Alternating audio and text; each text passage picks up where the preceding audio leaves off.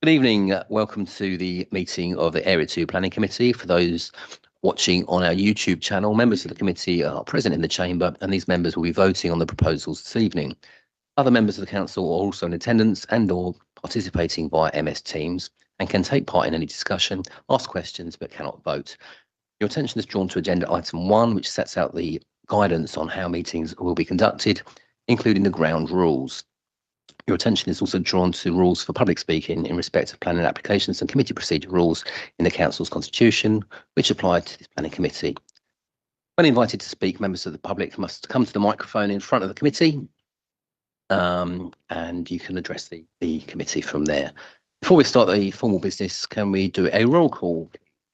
And I'm here. Thank you. Thank you, Chair. You just confirm that you're present when I call your name. Councillor Brown. Councillor Banks. Present. Councillor Betts. Present. Councillor Bolton. I'm here. We've had apologies from Councillor Boxall.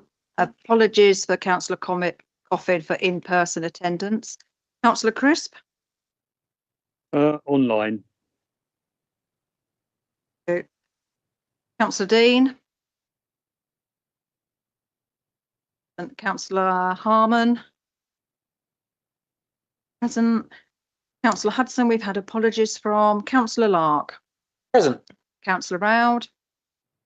Councillor Tanner. Present. Councillor Tatton. Present. And Councillor Taylor. Present. You have 9 voting members present this evening, Chair. Thank you very much. Anybody else got any apologies? No. Nice to see you, Councillor Tanner. Welcome back. Good to see you. Can the officers just introduce themselves as well, please? I'm Ian Williams, I'm the Development Manager. I'm Suzanne Leach. I'm the case officer for the case in question tonight. St Paris, Principal Democratic Services Officer.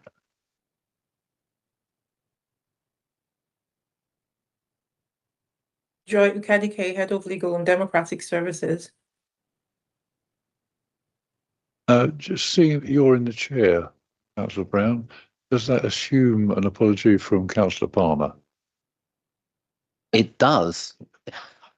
Well spotted. Yes, Councillor Palmer's on her way back from a meeting, a family commitment, so she can't chair tonight. So I am in the chair. Thank you for reminding me.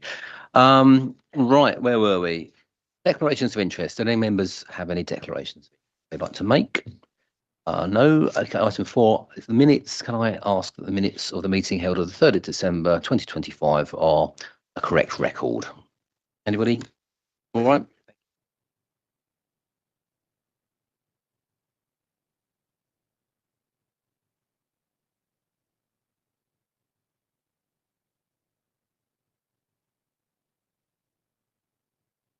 Okay, right. Item 5, we have nothing on item 5. So item 6 then is TM 25/01509/PA, Allen's Oast 4B Old Road, East Peckham, Tunbridge, which is the erection of a summer house retrospective.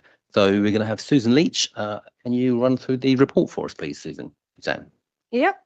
So here we've just got a little runner of the location details. So Allen's Oast, where the site where the summer house is being placed, is identified there, and that is the location of the originally approved summer house.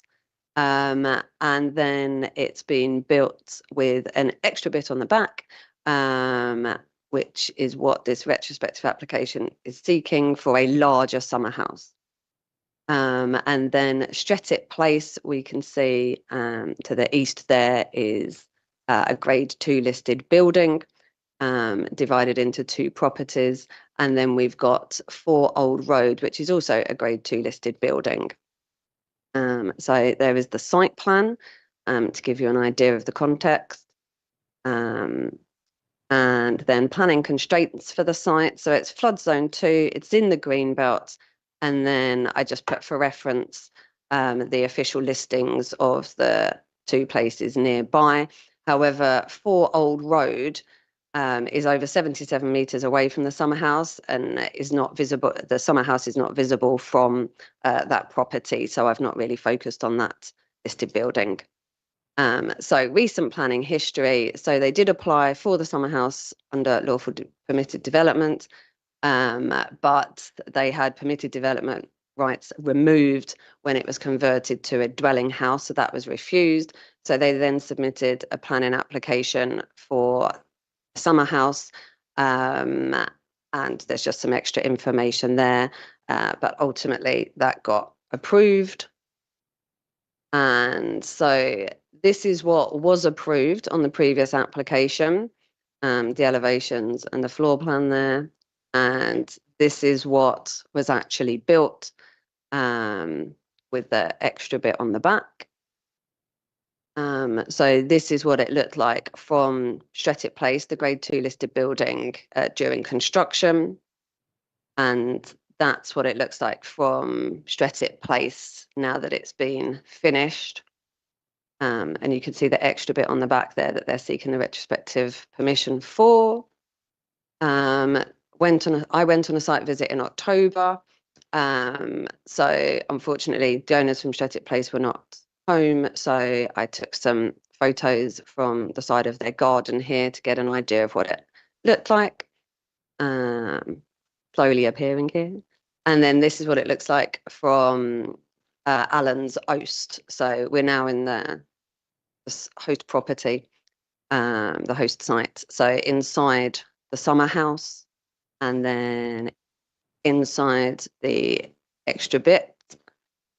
And then this is looking at the rear of the summer house. So that wall separates Strettit Place from Allen's Oast. Again, you can see Strettit Place just in the background there. So issues that were raised with the application. There were various issues raised about the impact on the listed buildings, particularly Strettit Place. So we sought the consultation of our, I've forgotten the name of her, conservation officer, thank you.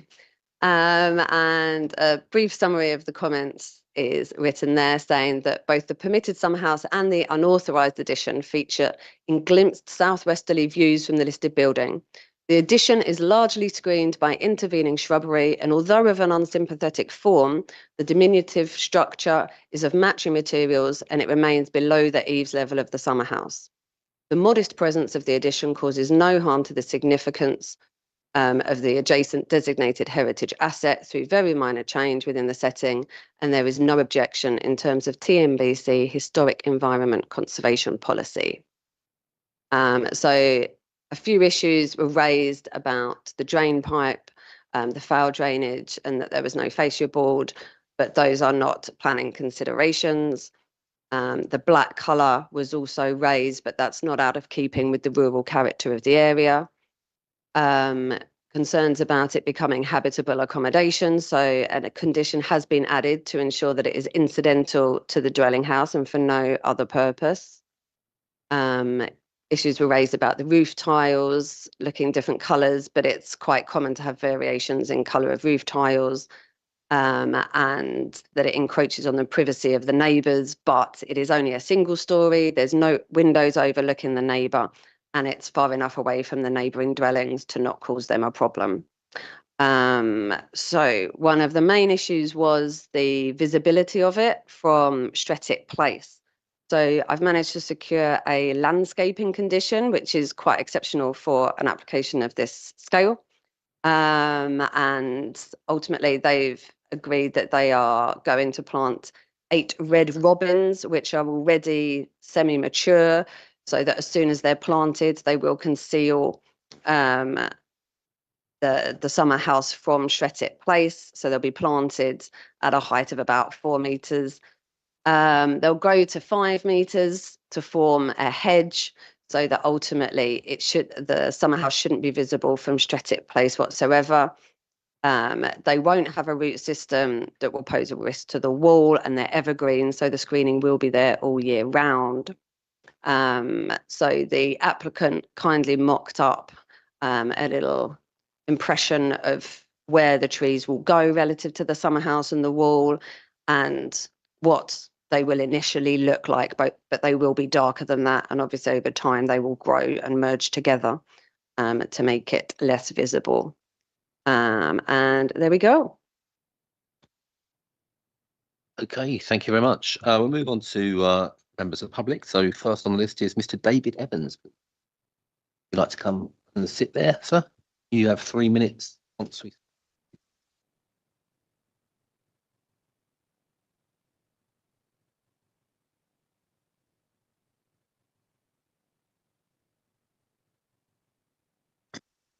Sorry. Thank you for the opportunity to speak on this application. David Evans, my wife. I live in the listed building, Stretted Place, which two residents. The original application for the summer house describes it as a modest building. It's not modest, it's in fact a large building. It is normal for neighbours to be consulted by applicants or submitting such a building. In this case, the applicant has chosen not to consult with neighbours.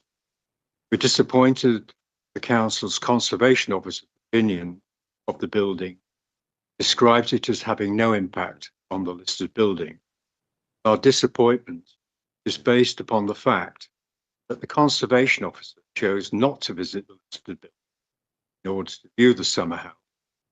Their report is based on the view from the applicant.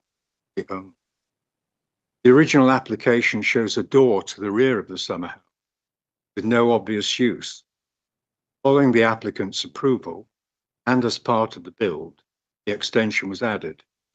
This gave immediate meaning to the door in the original application, as the door leads into the extension. The application describes this extension as shower toilet room. It is our concern that this extension will lead to the summer house becoming living accommodation or a B&B holiday accommodation. And we believe that it is for this reason that the applicant's agents chose not to include the applicant's plan for a toilet shower room in the original planning application, as this may have led to a refusal of the application.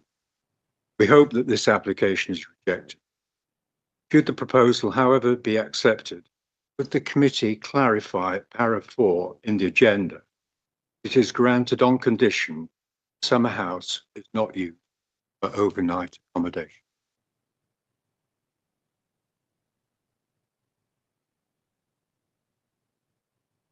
And Mr. John Brodie next, please.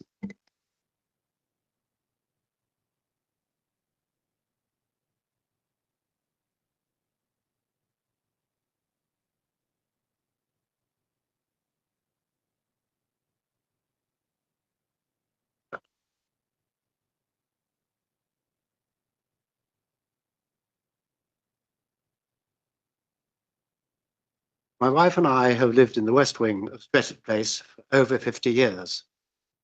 The house and its curtilage is, of course, Grade 2 listed. We have always had cordial relations with our neighbours. When Mr. Edmonds told us he planned to build a summer house, he described it as somewhere to sit and enjoy the evening sun. The large concrete base has now been down for more than 2 years, at which time services such as water, drains and power must have been. In 2024, Mr. Edmonds was advised he needed planning permission to build the summer. We looked at the plans submitted to the council, and although it did seem inordinately large, in the interests of good neighbourliness, we didn't object. In April 2025, we were away for a week, and on our return were horrified to see that the building work had begun with the addition of a flat-roofed extension at its rear, just over our garden wall, and in full view of our property. This had not been included in the original plans submitted, but must have been intended all along. This caused us much stress. Subsequently, we objected to this unauthorized work. This application for retrospective planning was sought by Mr. Edmonds, which describes the extension as a shower block. This changes the potential use of the building from a summer house to a dwelling, and has been noticed that it was used as accommodation over the Christmas period. Bloomfields have frequently described the building as modest in their submissions, which is a matter of opinion, but it is now equipped and certainly large enough to be habitable accommodation. With this in mind, we strongly object to the addition of the shower block and shower and lavatory block and should like it to be demolished. Conservation Officer's report from item 5.2 of your agenda simply isn't accurate. We've seen the photographs on the screen, which come from a screening planting scheme. We do, however, appreciate Mr. Edmonds' latest offer to plant 8 red robin trees as screening. If permission is granted, this should be a condition of that permission. The first we were aware of this scheme was on 6th January from your approval. We are also concerned about where the foul drains go. They are not shown on the plans. We wonder if they comply with building regs. The supporting planning statement merely refers to a soakaway on the south side of the building. In conclusion, we feel that granting planning permission for the extension would be a toe in the door for future development. The potential for the building to be used as a permanent, habitable dwelling needs your very careful consideration, and we do hope that you will reject the application for the extension.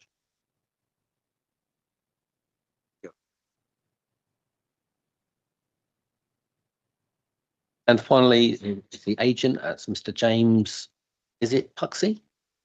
Puxey.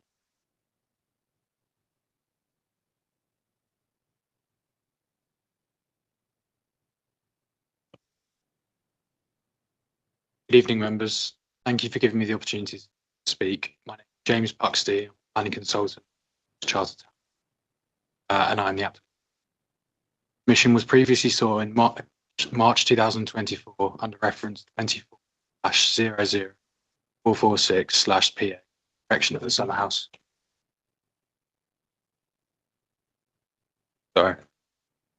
For the erection of the summer house, which measured 6 meters by 4.2 meters. That application was approved under delegated authority in June 2020. The proposal before you this evening seeks full planning permission for the erection of the summer house. In essence, the building is similar to that previously approved, the only difference being the addition of a modest 3.75 square meter rear projection. The addition is flat roof in design, modest in scale, and constructed in materials which would match those used in the summer house and is appropriate in this location. It is respectfully submitted that the overall scale of the summer house has not materially changed significantly previously approved. The summer house is not visible from the road, while the separation distances afforded to all neighbours is such that it will not create any additional adverse impact upon the residential amenities they can be reasonably expected to enjoy. Notwithstanding this, we have proposed additional landscaping along the boundary line of Allensos to help soften the appearance of the modest addition. We are agreeable to condition number 3 to secure its implementation. We agree with your planning department's view and that of the conservation officer that the modest presence of the addition causes no harm to the significance of the adjacent designated area. Through very minor change within the setting, there is no objection in terms of Tunbridge and Walling Borough Council historic environment conservation policy. Furthermore, it is in accordance with the NPPF and Section 66 of the Planning Act 19.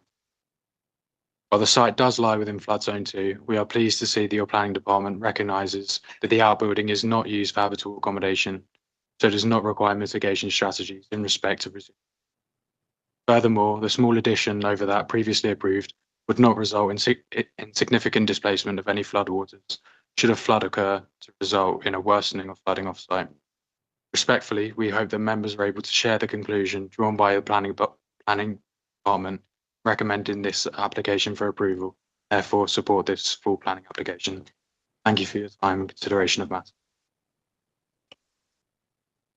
Okay, so that's the public speakers. Should we go to the local member first? Thank you very much, and thank you to our speakers, and thank you to Suzanne for an excellent presentation. I'm really glad that both Suzanne and Mr. Brodie did it to kind of ran through the planning history of this site, because I think that's incredibly important in the context of this application. Sarah and I, and Sarah sends her apologies for tonight, kind of first got involved as the local members essentially when the shower block, if we can call it that, was constructed, which was clearly at odds with the permission that was given and approved last year. And we obviously then engaged planning enforcement. Planning enforcement went out, and that's why we've got a retrospective application this evening. I think there are probably 3 issues that, for me, are of real importance for the committee tonight. The first is, and we see it at paragraph 5.2 on page 22 of the agenda, and that's the advice that's come from the Conservation Office. We've heard Mr. Evans say, rightly, that the Conservation Officer has based that view on being able to access 4B Old Road and the land at Allen's Oast, but not on having seen the site as I have been able to do from Strettet Place itself. And of course, the conservation, and I'll just read, perhaps for the benefit of the committee, I'll just read it out and anyone watching. And the Conservation Officer raised no objection, stating that the permitted summer house and an authorised addition featured, etc., is largely screened by intervening shrubbery, and although unsympathetic form, the diminutive new structure is of matching materials and it remains below the eaves level of the summer house. And then this is a critical part.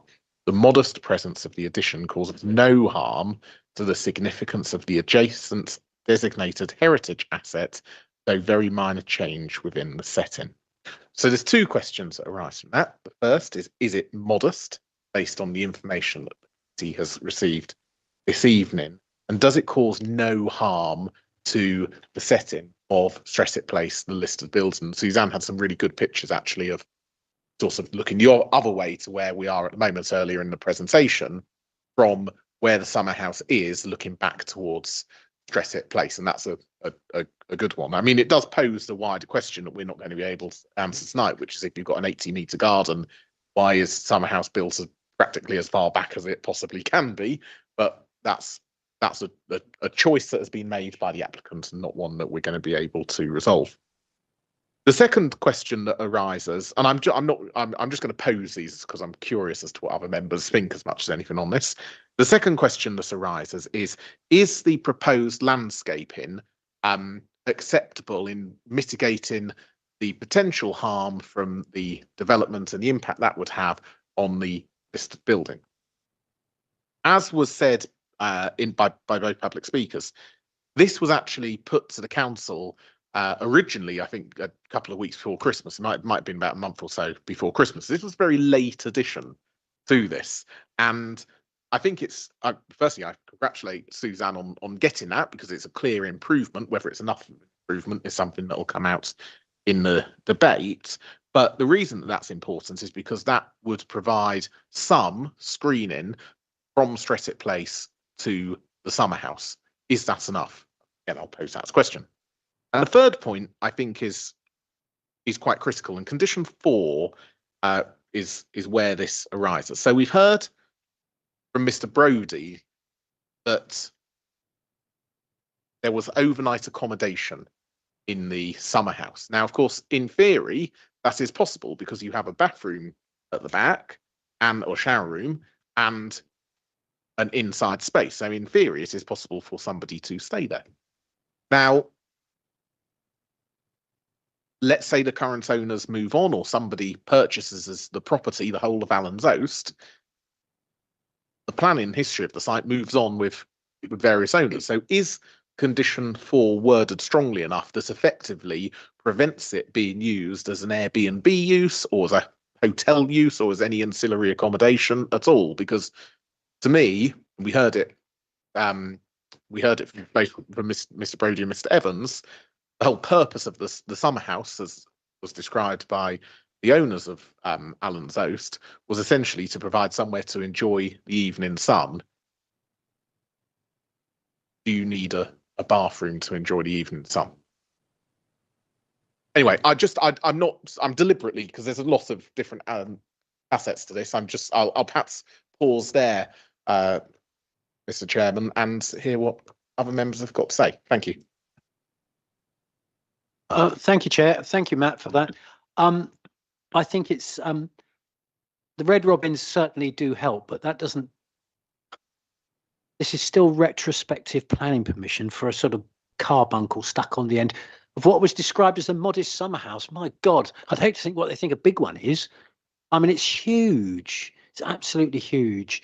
And I am at the moment considering a garden room myself. I call it a garden room, but it's not. It's not that size. Blimey, that's that's more than some people's houses. I think I wouldn't even look at this unless there was, one, the landscaping condition, well done, absolutely brilliant. Red robins are very good. They are the bane of my life. I have to trim them frequently at home, but they are pretty and they do provide good screening. And the other is that it must never be used for full-time occupation. We all use things for family overspill at Christmas. And, you know, I've seen tents put up in gardens over Christmas to get rid of grandchildren and various things like that out. So I think that sort of incidental occupation you can't really legislate against. But I think we can actually condition the fact no permanent occupation ad infinitum. But yes, I feel that the neighbour's pain. It's a lovely walled garden, which are very rare, listed, and then somebody puts up this structure next door. But it's, yeah, I mean, it's difficult. My mind is a bit hither and thither at the moment with it, but I hate retrospective planning. I just absolutely loathe it, and you should just play by the rules like everybody when you start, in my opinion. Thank you, Chair. Thank you, Robin. Thank you, Chairman. I think the original design of the summer house is actually quite a good design for the, in terms of in keeping with the local vernacular. So on that basis, the original design, I'm actually quite happy with. It seems to work quite well in its setting. But where it all goes wrong, of course, is this flat roof extension. And that's where I see that the impact does arise, in my view, because that kind of design in proximity to the Grade 2 listed properties in and around that area. I'm not just talking about the one that's closest to, but obviously the area that we're talking about is of Grade 2 kind of mainly Grade 2 listed properties. And so the existing summer house, I agree, it blends in quite well with local properties. But where it all goes really wrong, and I know it's only it's referred to as a modest extension, but the trouble is it's a modest flat roof extension. And in my view, that's where the impact now does arise. And I agree, it is quite a small extension, but when I look at it as I see it now, as a flat roof extension to the original design, in my view, it's impacting on those properties in and around. And it's as simple as that. Now, I know then you then go on to the next stage, and that's right, okay, potentially it's impacting. So what we're going to do about that, we're going to landscape it, and we're going to plant red robins. And I've just looked up red robins, and you're quite right, James. They're a pretty good hedge. They're evergreen, and they're going to grow high enough to 4 meters. So actually, in that case, potentially they could work very well.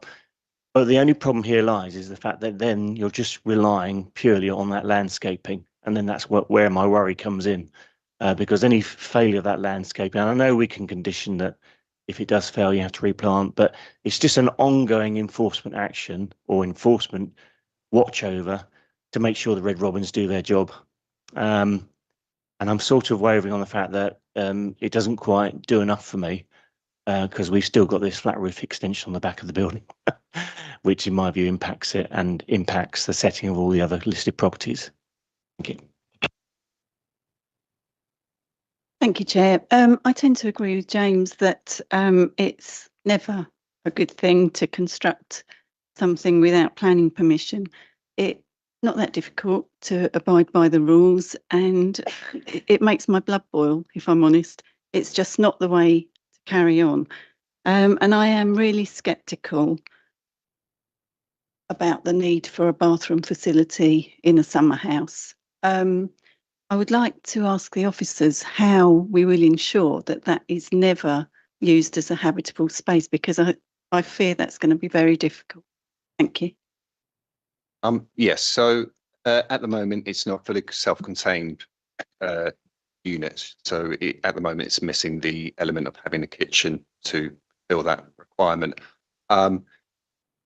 They would need planning permission if they were to put a kitchen in there. It would then change it from what is essentially a summer house with a shower block, but to an annex essentially. And given the size of the outbuilding itself and what have you, in my personal opinion, it wouldn't meet the tests of being sort of incidental. It becomes then an ancillary accommodation for the site. And and they would need to apply for planning permission. I've still picked up a few other points that have been raised by councillors. I just thought I might add to those. So, and also the public speaker. So any useful B&B accommodation or anything like that in its own right would also require planning permission. And I'm sure the neighbours would alert us to that, and it's something that we could take enforcement action against. I think the thing here that members need to sort of consider, though, is that as a council, we've previously approved the outbuilding. So what we have to therefore look at is whether or not that single-storey addition results in sufficient harm to warrant a refusal in terms of the setting of the listed building and its significance.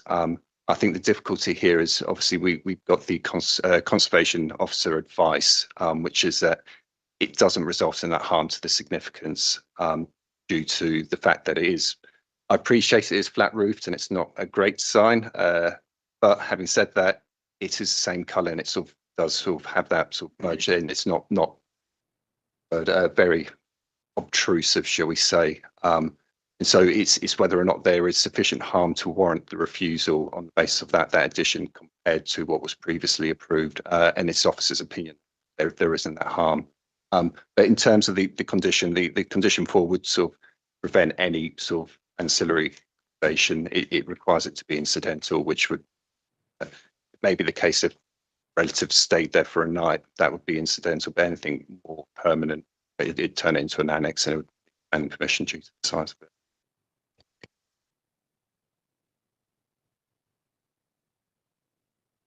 Other members first. Okay, thank you, Chairman. Sorry, Bill. I was just listening to the explanation of the. I don't know how we're going to explain it as to, or how to describe it, but whether it's a modest flat roof extension, small flat roof extension, or whatever it might be described as, and it is rather small, modest in comparison with the rest of the summer house, granted. But the trouble is, it's that very small element that's actually made a very significant change to the whole design. That's the trouble with me, or the trouble I have. It's just compounded what was a really well-designed building to become very impacting on the setting because of this very small flat roof extension. It's just completely, changed the overall design of that of what was a pleasant summer house in my view. And the problem with that is, I go back to my original statement. I just think that on that basis, it's now become impacting. That's my personal view. Okay, thank you. Any other members? Yes, go ahead, sir. Thank you. Thanks, Chairman. Yeah, I just wonder, as it's a retrospective planning, would there be any grounds if they didn't comply with the conditions that the additional extension could be rescinded? I just wondered from the point of view of because a suggestion that it could be used for accommodation in the future, could that be done? I mean, it was retrospective, so it's already built. So if we change, if we didn't approve it tonight, it would have to be demolished, I suppose. If that's my point. So if you were to refuse it tonight, or minds to refuse it, obviously they have a right of appeal for the planning application. We would obviously, if that's allowed, then have the planning permission. If that's refused, then obviously we could then take enforcement action. But in my personal opinion, given the evidence, the opinion of the conservation officer, I think it'd be very difficult to substantiate any refusal in terms of impact on the building. That wasn't quite my point. Sorry. My point was basically is if we were decided that we were going to approve it this evening, but it later became established that they weren't abiding by the conditions, could we rescind that planning permission at a later date? No. So the planning permission, we wouldn't be able to rescind the planning permission, but we'd be able to take enforcement action against the breach of condition, which there is no right of appeal to a breach of condition notice, essentially. So we would be able to investigate, see whether or not they are in breach of that condition. If it is the case, we can then sort of take action that way. Thank you, Chair. Just a question, really. Let's assume that extension was on the end of the building, not in the position where it is now, will we still be here tonight?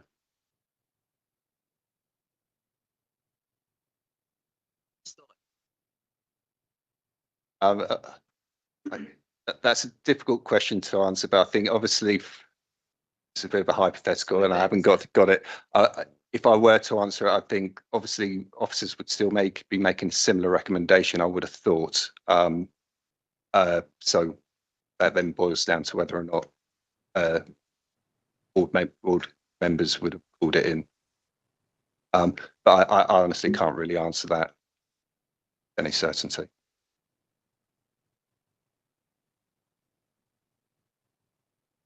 Thank you. I just want to be clear in my mind about a couple of matters. And I do agree with what others have said. I think what did the how did the conservation area officer describe it? Can't remember now. But I mean, I don't think it is not harmful. And I think, you know, the applicant hasn't put it somewhere where they can see it. They've put it at the back where someone else has to see it, and it's in the setting of the listed building, which is sort of Roger sort of touched on it. It's if it had been on the side, you know, would that have been within the setting of the listed building? Would it have been as visible from the listed building? In relation to the landscaping, and I agree that if this is approved, then that is a really important condition to have. So I'm pleased to see that. I think it says, you know, if anything dies within 5 years, or what if it dies after 10 years? What keeps it there in perpetuity? Nothing. And so that harm that I think we all see it, could reappear. And I know in planning we say, well, you can't say what could or should or might happen, but actually that's a realistic possibility, because as I think Ed, the tree officer says, trees are dynamic. You know, they grow and then they die, and they may not be replaced. So that's part of my issue with it. I think it is, and I agree with Robin. I think it was a nicely designed building, and then there's this carbuncle that's stuck on the back, and you know, the applicant could have their facilities inside that building. They don't have to have a box anywhere on the outside. They could have, you know, used some of the space inside if that's, and actually probably nobody would have noticed it. But they've put that there, and it makes it ugly. In terms of the landscaping condition, you're correct. After 5 years, then there's nothing there to keep the landscaping in perpetuity. I think it was secured just as a sort of improvement to the scheme as originally submitted. However, I would point to the fact that when the assessment was undertaken by the conservation officer, that was prior to any sort of landscaping or what have you. So that's as you see it at this moment in time. And part of sort of when viewing the setting is you doing it within the listed building, within that setting itself. So it's slightly different, where I appreciate it's changed the view from the listed building. So the question is whether or not it impacts the setting. I think where the conservation officers come to their conclusion with that extension.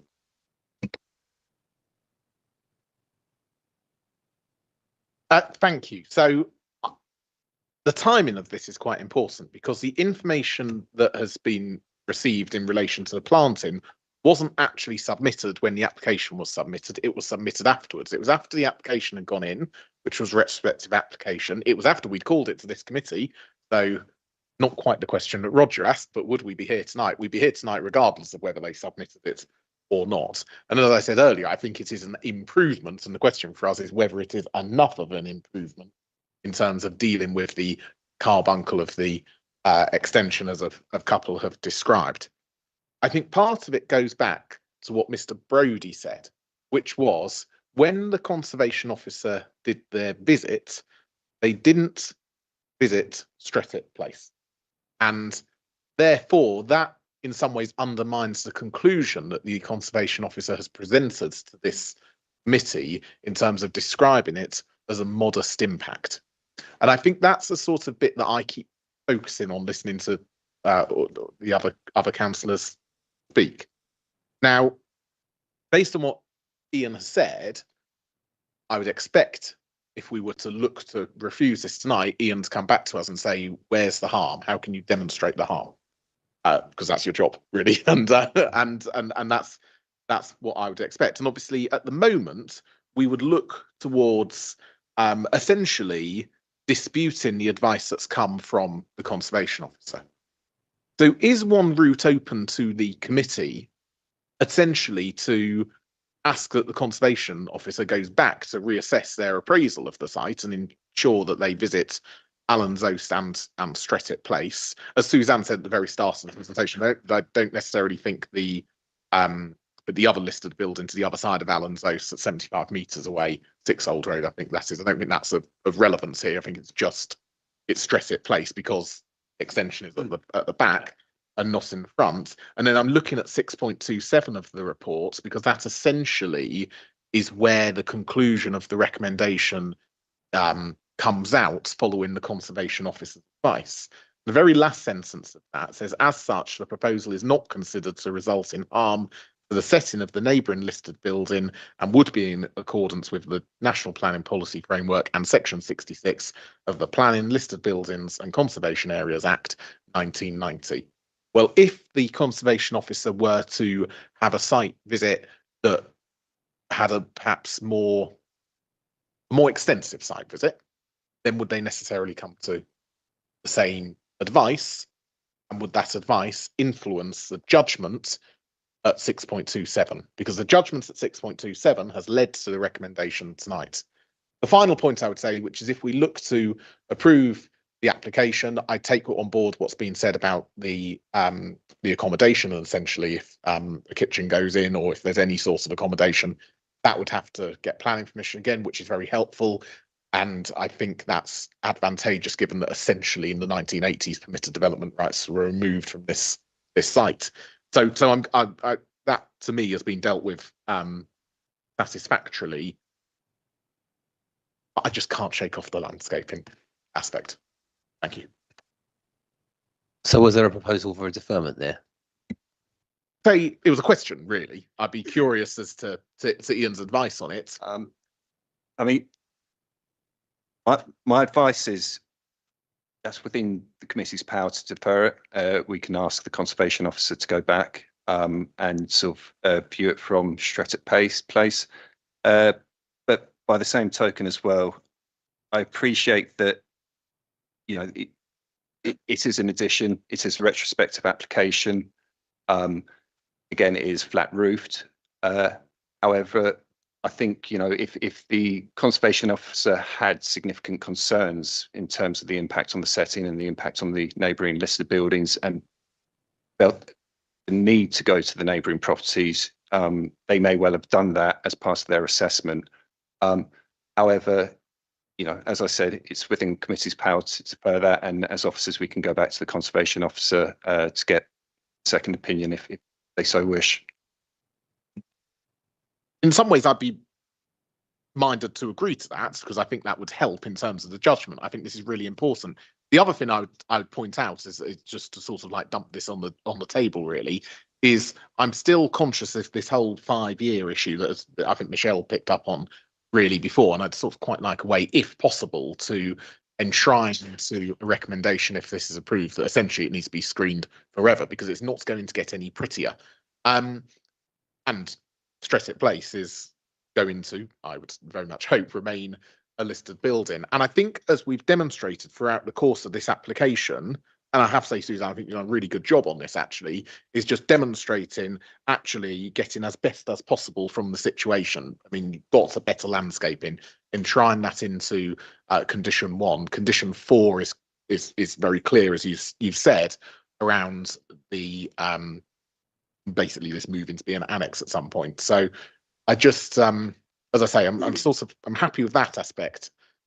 But I think if we asked the conservation officer to go back and to essentially have a more extensive site visit, I would feel certainly as a local member for the area, more satisfied. with that. So I suppose, Chair, that's a very long way of saying I'm happy to propose a deferral.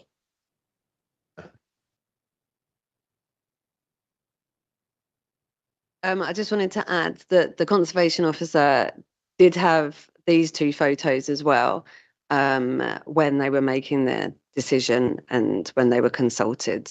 I know that's not the finished version, but the flat roof section is still quite obvious and prominent. I just wanted to flag that. Just to reply about securing landscaping in perpetuity.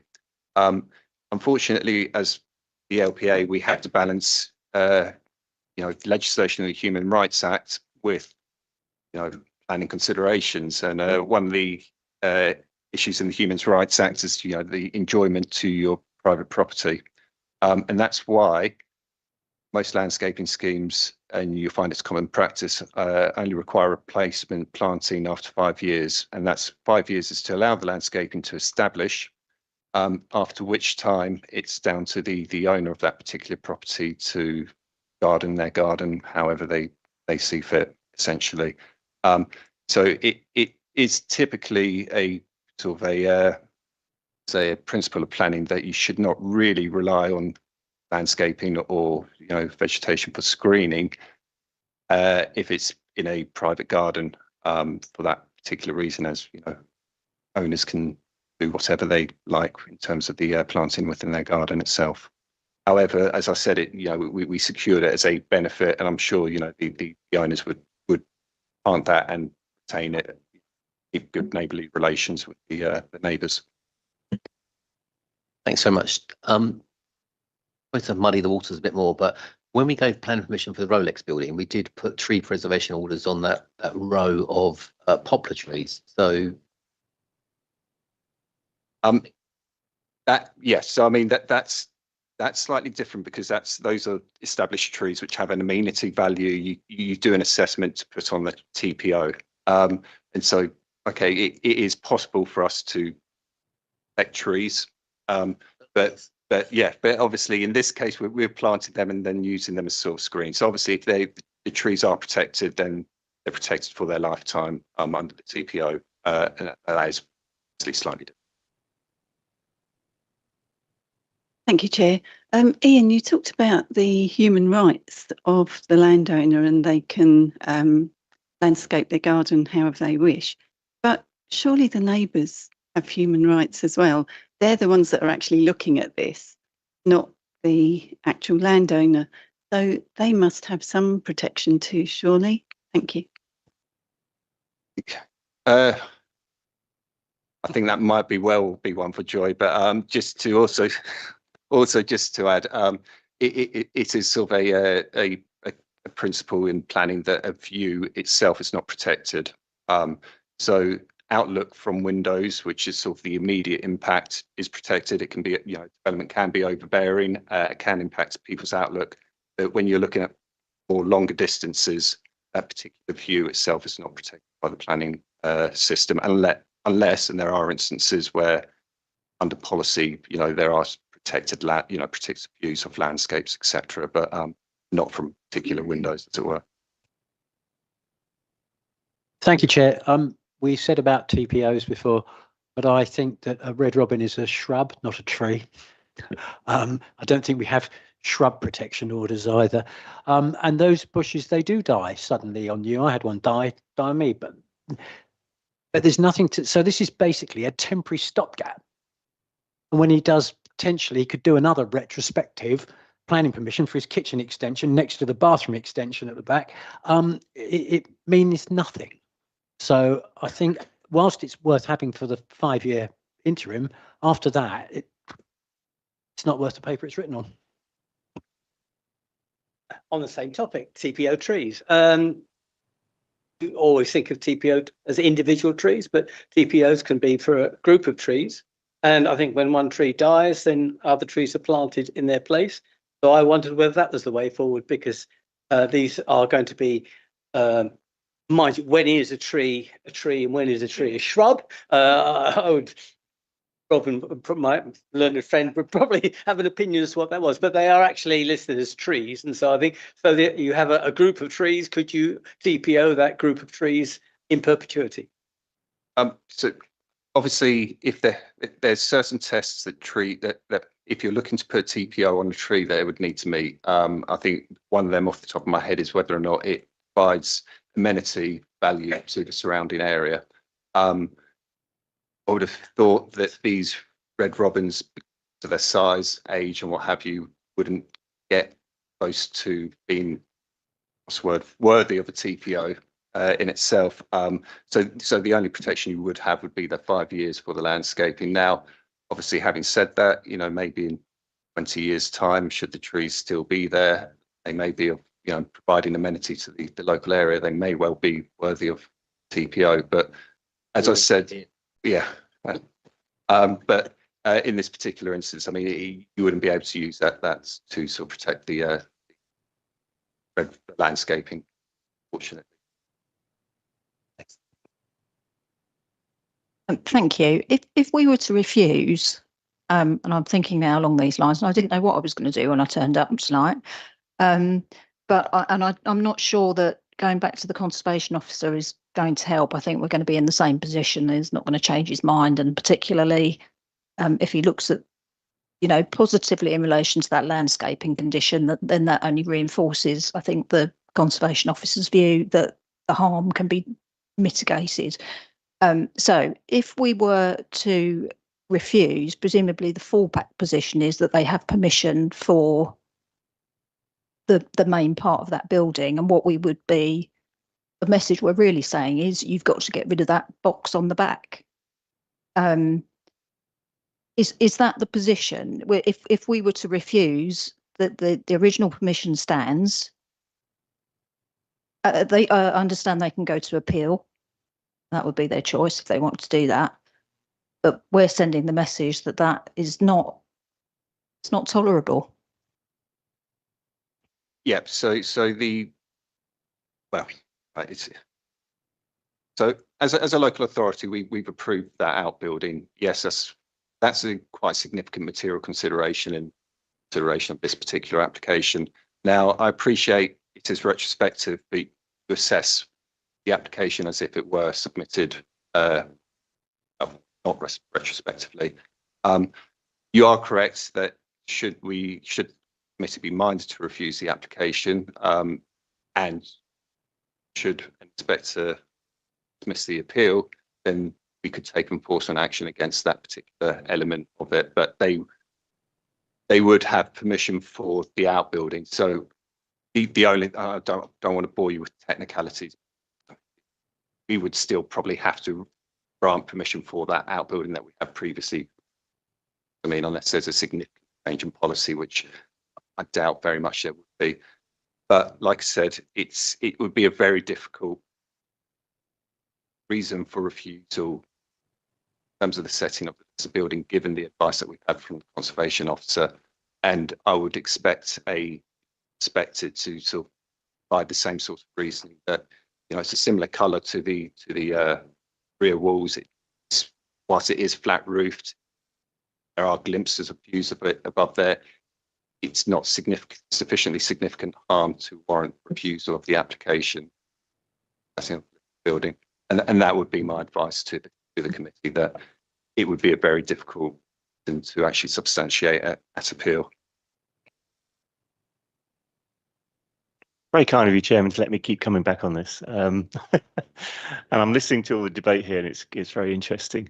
And I just go back to my same old point, really. Trying to rely on landscaping to basically rectify a poor designed building now, which is what it is, with that flat roof extension on the back. It doesn't comply, in my view, with CP24, a well-designed building. So I would say, and a lot of this is very much subjective, and it's going to be subjective from, you could maybe have 10 conservation officers in a room, and even within 10 conservation officers, you're probably going to have different mindsets as to what they consider is impacting or not. And I go back to the original, my original argument is that, yes, it is a small addition, But it's the small addition that makes a really big difference to the whole building. That's the problem. So I'm quite happy with the original, well, happy as can be with the original design, but plonking the flat roof extension on the back in a setting that we're talking about, and it's quite an important setting with the Grade 2 listed properties in and around that area, I think now constitutes a poorly designed building.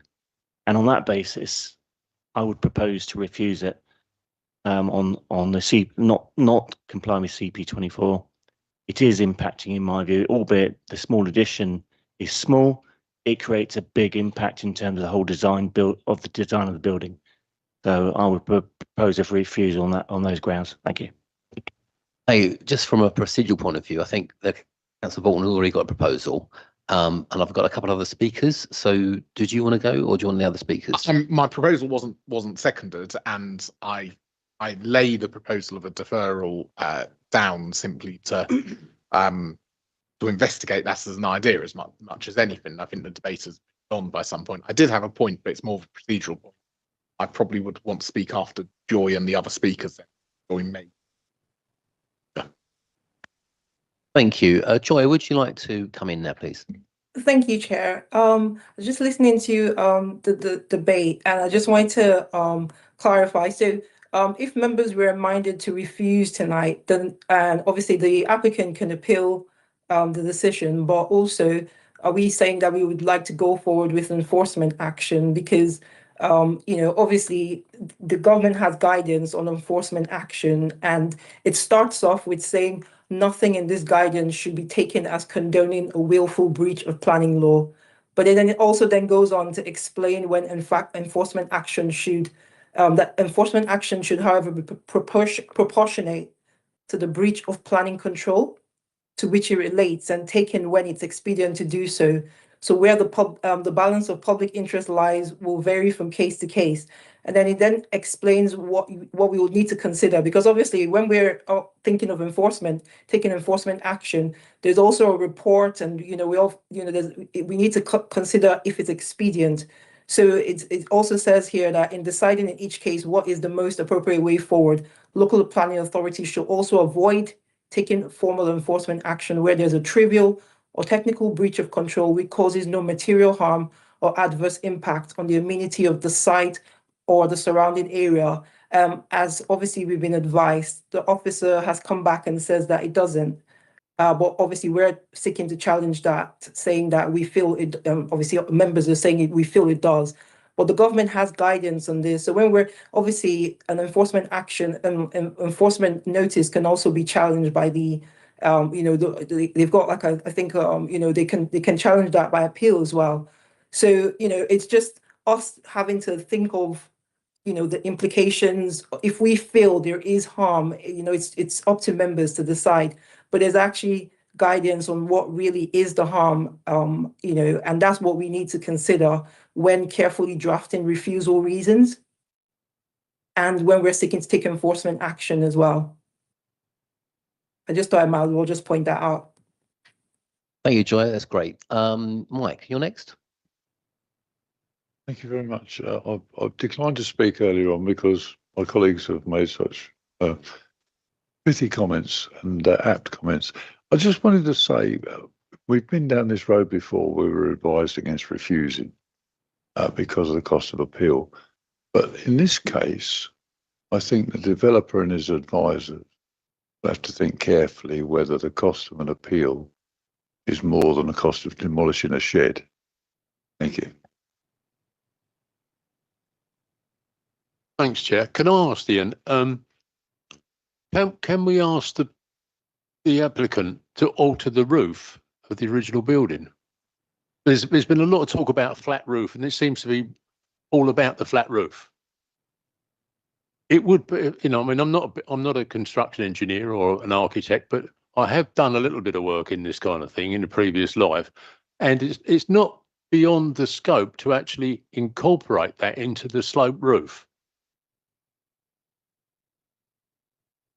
I mean, obviously we've got the application that's before us at this moment in time, and it's been completed. I mean, it's potentially something as officers we could go back to the applicant and ask, However, you know, it's one of those things that they also do have the right of appeal for non-determination. So if we do go back to them and ask, and they, you know, they don't want to enter into that negotiation, then just bear with me.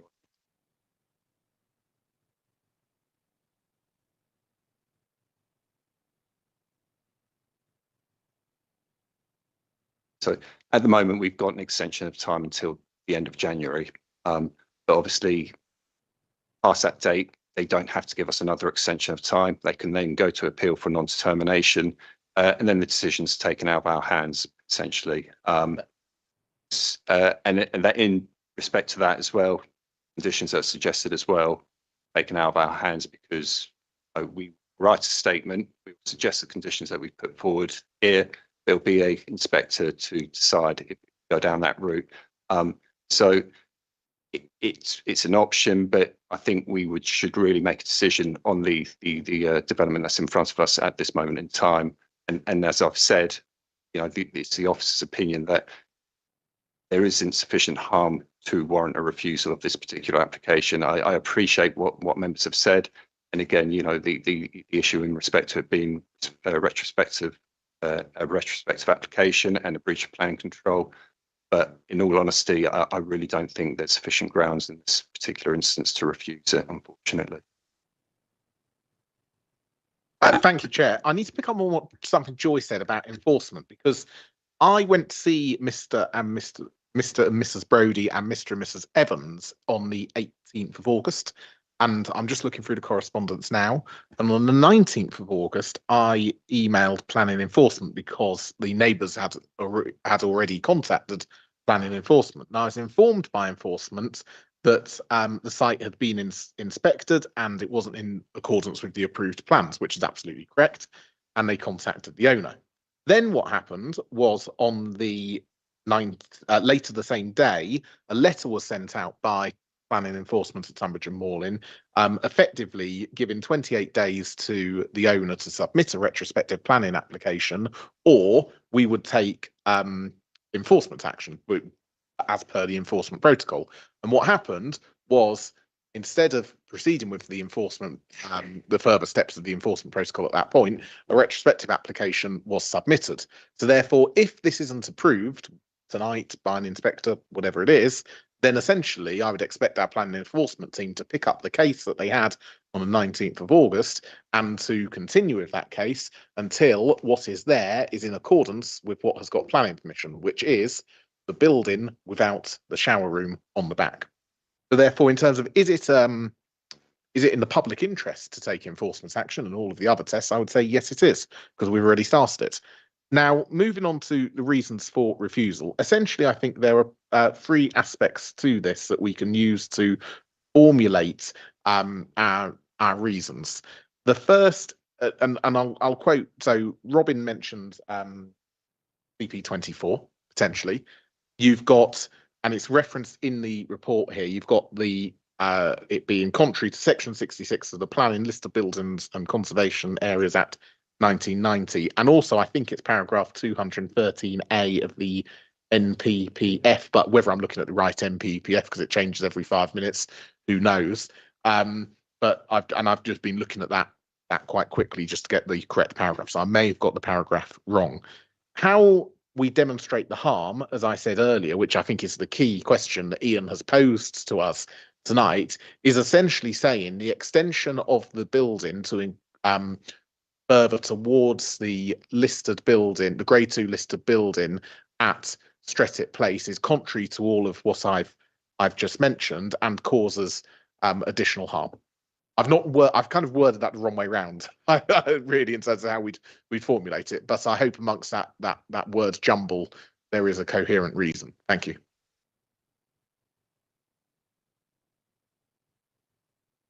Joy, would you like to go next, please? Yeah, sorry, I just wanted to come back on your point there, Councillor Bolton. So that section I read out to you, it seems like what the officers have done is considered all the steps that you would normally take.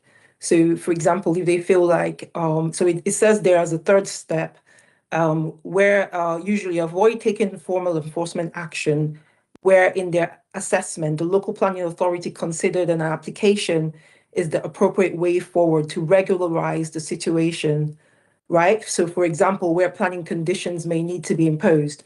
So it seems like what has happened, and I haven't seen what letter was sent out or what stage they are at the enforcement, but I can't imagine that there will be at an advanced stage with an enforcement when we have a retrospective application in front of us.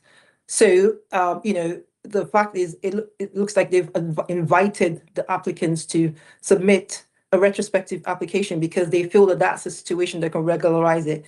Normally, the council may take, they may take enforcement action. It's not like they must. There's a lot of factors that need to be considered. That's why we say, is it expedient to do so? So if it's expedient to do so, then we'll have to have really strong grounds if we're refusing the application today. I'm just looking down the line of the enforcement notice itself and, the reasons why, because that's another separate part of planning that needs to be considered.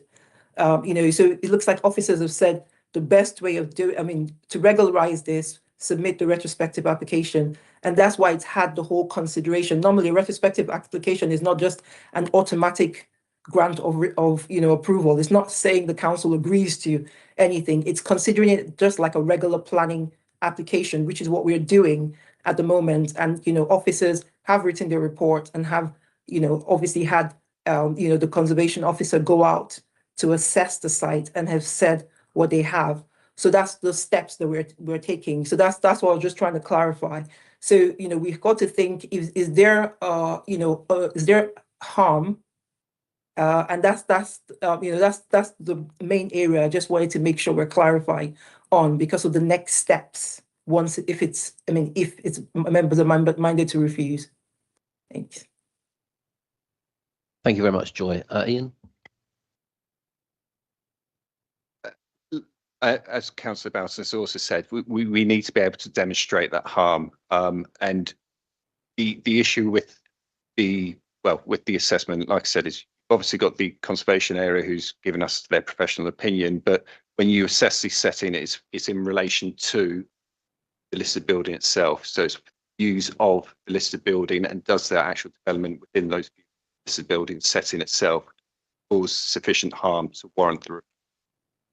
I've heard everything that the councillors have said, and I appreciate, as you say, it is flat roof, but I think in this instance, it really, really is not sufficient to warrant the review, in my humble opinion. Okay, well, very extensive debate this evening, members. Thank you very much for all your thoughts. I can see the leader of the council's all drafting something there. So we've got a number of things. One is a proposal emerging, or you carry on, sir. But also we've had your recommendation for a beefing up of one of the conditions. So there's a number of things floating around here. So are you ready to go, sir? Well, I won't worry about the conditions unless a motion to refuse, because I'm listened to members. I think there's a desire to refuse the application, but if I'm wrong, we'll find that out in the vote. Then if that vote is lost, I'll come back to conditions, although I think we are there on some of them.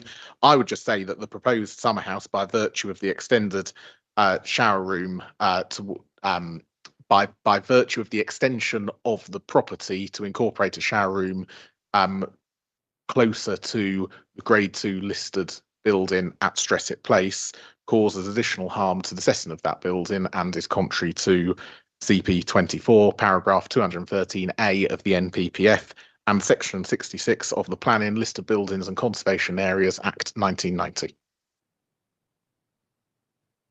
Right.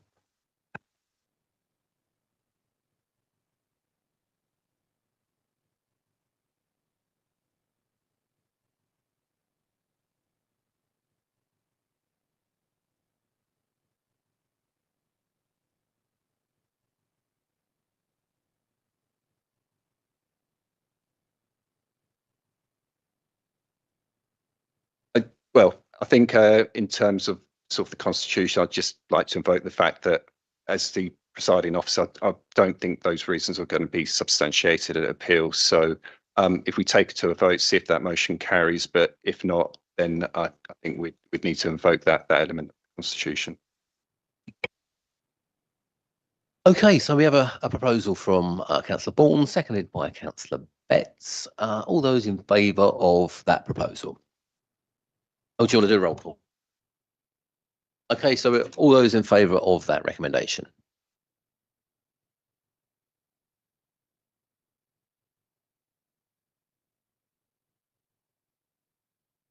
And against? 1. That's everybody. Abstentions? I think everyone's voted. Okay, so that proposal has been approved. Thank you very much. Sorry, can I just clarify, when you said the proposal has been approved, that's against officer's recommendation? Sorry, Joy, I'm trying to explain that to the chair. Can you? Oh, sorry, I did. Yeah, apologies.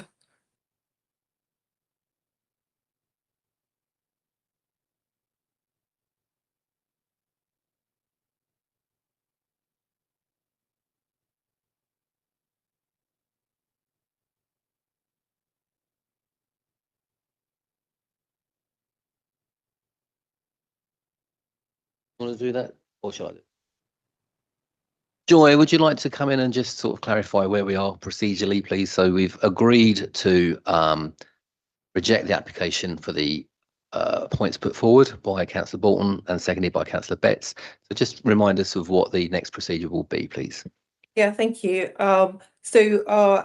Obviously, Ian has advised that those reasons for refusal cannot be substantiated at appeal. So in accordance with the council's committee, the council and committee procedure rules, 15.24, if contrary to a recommendation of the Director of Planning and Housing, Environment and Health, an area planning committee is minded to determine an application in a way or on grounds which the director does not consider can be substantiated, a resolution by the committee to make such a determination will be a recommendation only, and the application shall stand adjourned to the next meeting of the committee to enable the Director of Central Services and Monitoring Officer to submit a report on the possibility of costs or compensation being awarded against the council in the event that the application is determined in that way. So basically obviously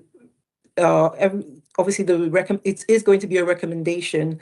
The approval that has been granted, that the office members have agreed to today against officer's recommendation. So it's not, this application hasn't been refused at the moment. It's a recommendation only, and then once we've had the cost report, we'll come to the next planning committee. So it's been deferred to the next planning committee for the cost report. At that meeting, if the second part of 15.2 will apply. So if the Director of Central Services and Monitoring Officer's report indicates that there is likely to be a risk of significant costs being awarded against the council at any appeal, or a potential liability to pay compensation, the committee may not determine the application in a manner contrary to the advice set out in the report. And a resolution by the committee to make such a determination will be a recommendation only, and the application shall stand adjourned to the council for determination. So at the moment, there's not been a decision tonight. It's a recommendation only, and at the next planning committee, will consider the report and take it from there. So just clarifying that for members of the public. Thank you very much, Joy. That's very clear. Thank you very much. So that's where we are with that agenda item, which is 6. We have agenda item 7, members to note the outcomes of the planning appeal decisions for area 2. Any comments on that, members?